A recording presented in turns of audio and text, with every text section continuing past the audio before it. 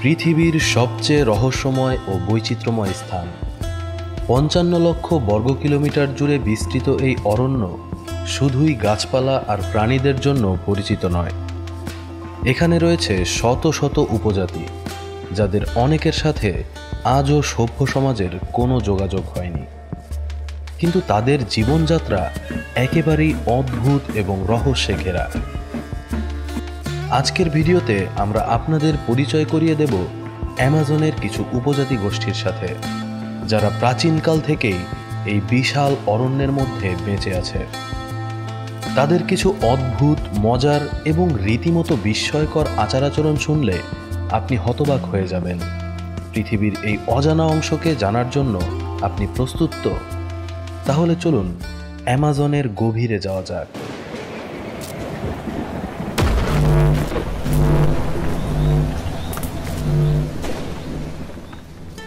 আমাদের প্রথম গন্তব্য ইয়ানোমামি উপজাতি, যারা অ্যামাজনের গভীরে প্রায় ২৫,০০০ মানুষ নিয়ে বসবাস করছে। সভ্য সমাজের থেকে বিচ্ছিন্ন এই উপজাতি বিশ্বাস করে মৃত্যুর পরে কোনো ব্যক্তির আত্মা তাদের প্রিয় পরিবারের সঙ্গেই থাকতে পছন্দ করে। তাই পরিবারের সাথে মৃত ব্যক্তির আত্মাকে রেখে দেওয়ার জন্য এন্ডোক্যানিবলিজম নামের এক অদ্ভুত প্রথার প্রচলন আছে এই গোষ্ঠীটির মাঝে, যেখানে মৃত ব্যক্তির দেহ পোড়ানো ছাই মিশিয়ে এক ধরনের বিশেষ স্যুপ তৈরি করা হয়।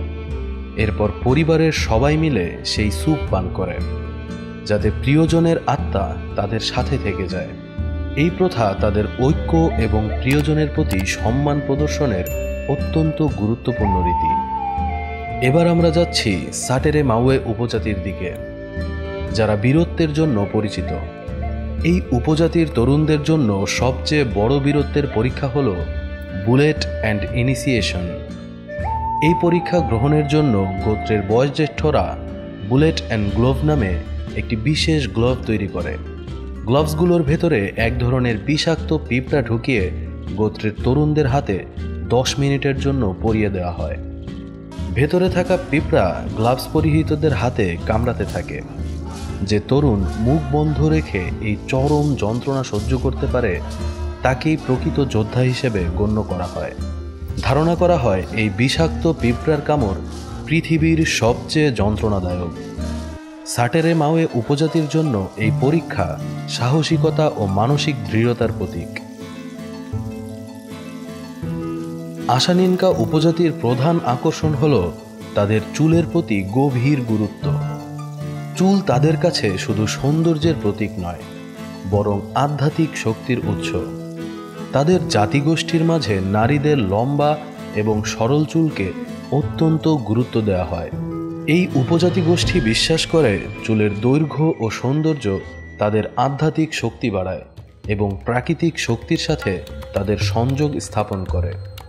এর ফলে তারা দীর্ঘ সময় ধরে চুলের যত্ন নেয় এবং চুলকে বিশেষভাবে সাজিয়ে রাখে।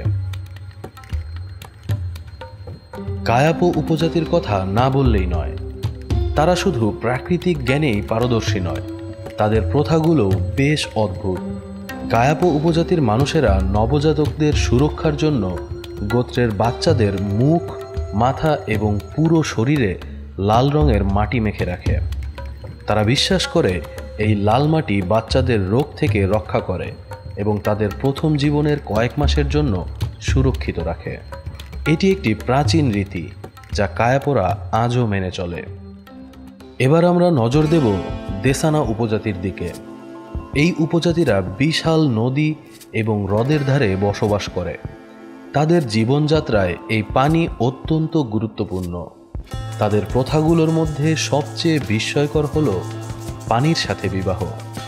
মূলত প্রকৃতি এবং মানুষের মধ্যে সম্পর্ককে শক্তিশালী করার জন্য রিচুয়াল অফ ওয়াটার ম্যারেজ পালন করে থাকে। বর এবং কনে নদীর পবিত্র পানিতে নেমে একে অপরকে পানি দিয়ে স্নান করিয়ে দেওয়ার মাধ্যমে বিয়ের মূল আনুষ্ঠানিকতা সম্পন্ন হয়। তারা বিশ্বাস করে এই রীতি তাদের বিয়ে সংক্রান্ত সামাজিক বন্ধনকে আরও দৃঢ় করে এবং প্রকৃতির সাথে আত্মিক সংযোগ স্থাপন করে। সভ্য সমাজ থেকে বিচ্ছিন্ন এই উপজাতি গোত্রগুলো তাদের নিজস্ব সংস্কৃতি ও প্রথাগুলোকে ধরে রেখেছে প্রাচীনকাল থেকে। আর এভাবেই তারা যুগ যুগ ধরে বেঁচে আছে আমাদের মতো আধুনিকতার ছোঁয়া না পেয়েও। ঠিক এমনই হাজার রহস্য লুকিয়ে আছে অ্যামাজন জঙ্গলে, যা আমাদের কাছে এখনও অজানা। আপনার যদি এই রহস্যময় যাত্রা ভালো লেগে থাকে তাহলে অবশ্যই আমাদের চ্যানেল সাবস্ক্রাইব করুন এবং আমাদের অন্যান্য ভিডিওগুলো দেখে নিন। বিশ্বাস করুন, প্রতিটিতেই আপনার জন্য নতুন কিছু অপেক্ষা করছে।